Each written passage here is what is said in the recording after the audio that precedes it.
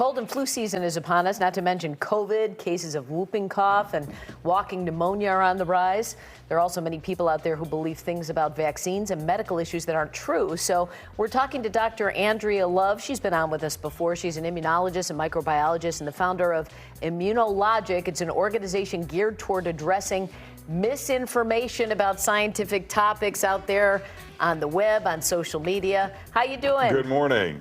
Morning, Larry and Robin. How are you? Doing well, Good, thanks. good. Let's start with foodborne illnesses like listeria. We had the E. coli outbreak at McDonald's. Yeah, it sounds like every day we're hearing about a new foodborne illness outbreak, and the reality is these bacteria. Oh. Uh-oh. Hold on. Let me see it. Let's see if she unfreezes. Live in us. And so the fact that we actually only have a few food recalls or contamination is a result of the safety of our food evaluation. However, if budgets are cut or if safety inspectors aren't given the tools, then it increases the risk of these sorts of bacteria that are normally everywhere to eventually get into and contaminate our food supply.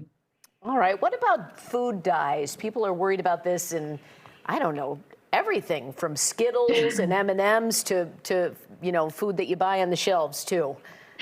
Yeah, there's a lot of hype about food dyes, and there's a lot of misconceptions. A lot of people believe that they're banned in other countries, and the reality is that that is actually not the case. So we use a different naming system where we call things like Red 40 or Red 3 or Blue 1, but they're named differently in other countries. So for example, Red 40 is called Allura Red AC. It's also called E129 in Europe. And actually, it's approved in all of these countries, and they all have very similar regulated acceptable daily intake levels of these dyes.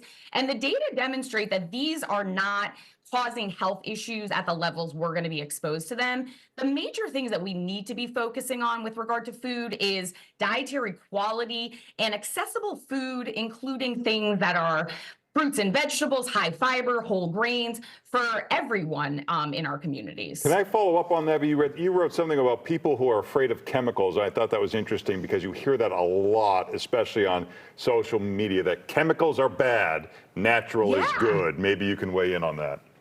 Absolutely. So this is two things, the appeal to nature fallacy and chemophobia. Locked up again. Stand by. Stand by. Hold on. Right. Sorry, you froze up there. Go ahead. Oh, sorry. So the appeal to nature fallacy is the false belief that natural things are inherently better than synthetic. And we know that that's not actually the case. There's a lot of things in nature that are toxic at low levels.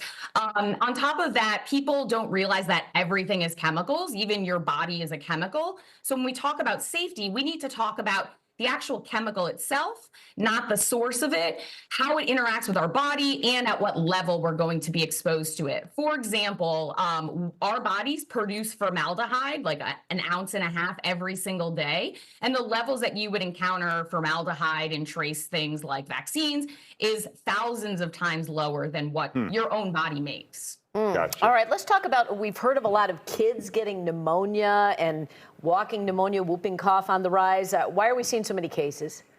So there's a couple of factors. The first thing is that whooping cough, which is caused by a bacteria called Bordetella pertussis, and walking pneumonia, which is often caused by a bacteria called Mycoplasma pneumoniae, they have cycles. They have annual cycles where they start to peak every 3 to 5 years or so.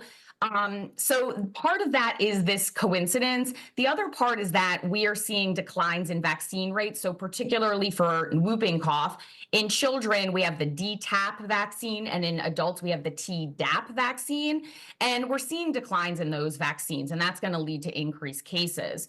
For walking pneumonia, there's not a vaccine for mycoplasma, but there's other causes of pneumonia, like the pneumococcal bacteria, that we are also seeing declines in vaccines for. On top of that, decreased rates of vaccination for other things like the flu can increase your susceptibility to these sorts of bacterial infections that are often opportunistic. They infect people when their immune system is already kind of dealing with another problem. And quickly on boosting your immunity during the cold and flu season, I always hear people pushing zinc. You got to have more zinc. Is it possible to boost your immunity? Yeah, so it sounds really, ideal, right? You can take something, you can pump it up, you can augment it, and the reality is not that sexy. So you need to equip your immune system, but it's the fundamentals: good sleep, getting your vaccines for preventable illnesses, a diverse diet, trying to reduce stress, practicing good hygiene. So you can't actually boost your immune system beyond normal functioning, and you probably wouldn't want to anyway, because that would mean that you maybe have an overreactive immune system.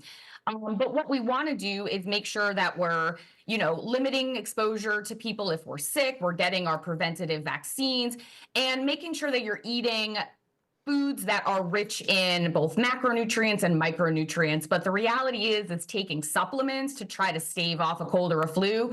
There's not actually evidence that that can do anything. And ultimately, you're wasting a lot of money for expensive urine. Oh, boy. All right. You can check out Andrea's site at immunologic.org. You can follow her on social media. I can't even pronounce it. She's got a degree in it. You can't even say it. Thank you. Thanks, Larry and Robin.